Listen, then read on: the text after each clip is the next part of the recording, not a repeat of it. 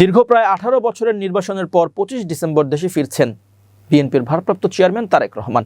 এই উপলক্ষে তার বাসভবন ও কার্যালয়ের সংস্কার কাজ প্রায় সম্পন্ন হয়েছে। তার সঙ্গে একমাত্র কন্যা ব্যারিস্টার জাইমা রহমানেরও ঢাকায় ফেরার কথা রয়েছে। তারেক রহমানের দেশে ফেরার খবরে উচ্ছ্বসিত উজ্জীবিত দলের নেতাকর্মীরা। তারা বলছেন, এই আগমন শুধু দলের নেতাকর্মীর জন্য নয়, সমগ্র জাতির জন্য আনন্দ ও আশার বার্তা বয়ে আনছে। সরেজমিনে দেখা গেছে, গুলশান 2 এভিনিউ রোডের 196 নম্বর বাড়ির দেয়াল নতুন করে সাদা রং করা হয়েছে, চারপাশে কাঁটাতারের বেড়া স্থাপন করা হয়েছে এবং নিরাপত্তা জোরদারে সিসিটিভি ক্যামেরা বসানো হয়েছে। সর্বোচ্চ নিরাপত্তা নিশ্চিত করতে পুলিশ বক্স স্থাপনের কাজও প্রায় শেষ পর্যায়ে। পুরনো ছোট গেটের পরিবর্তে বড় গেট বসানো হয়েছে।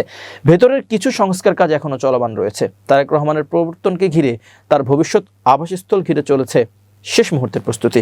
বিএনপির মিডিয়া সেলের সদস্য আতিকুর রহমান রুমন জানিয়েছেন, গুলশান এভিনিউয়ের 196 নম্বর বাড়ি প্রায় প্রস্তুত। কোনো কারণে পুরোপুরি প্রস্তুত না হলে পাশের মায়ের ভাড়া বাসা ফিরোজায় উঠবেন তারেক রহমান। তিনি আরও জানান, দেশে ফিরে তারেক রহমান বিএনপির চেয়ারপারসনের গুলশানের কার্যালয় থেকেই দলীয় কার্যক্রম পরিচালনা করবেন। গুলশানের 86 নম্বর রোডে অবস্থিত ওই কার্যালয়ে নিরাপত্তা জোরদার সহ প্রয়োজনীয় সংস্কার কাজও প্রায় শেষ পর্যায়ে রয়েছে।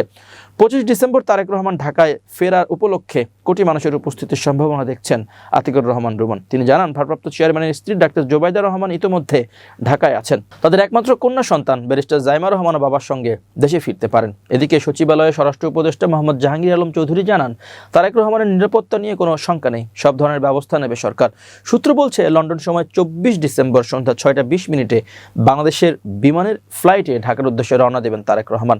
বাংলাদেশের সময় 25 ডিসেম্বর সকাল 9:30টায় ঢাকার মাটিতে পা রাখতে পারেন 17 বছর নির্বাসিত থাকা বিএনপির ভারপ্রাপ্ত চেয়ারম্যান। 2008 সালের 11 সেপ্টেম্বর চিকিৎসার জন্য যুক্তরাজ্যে যান তারেক রহমান। এরপর আওয়ামী লীগ সরকার ক্ষমতায় এলে দেশে ফেরা হয়নি বিএনপির এই শীর্ষ নেতার।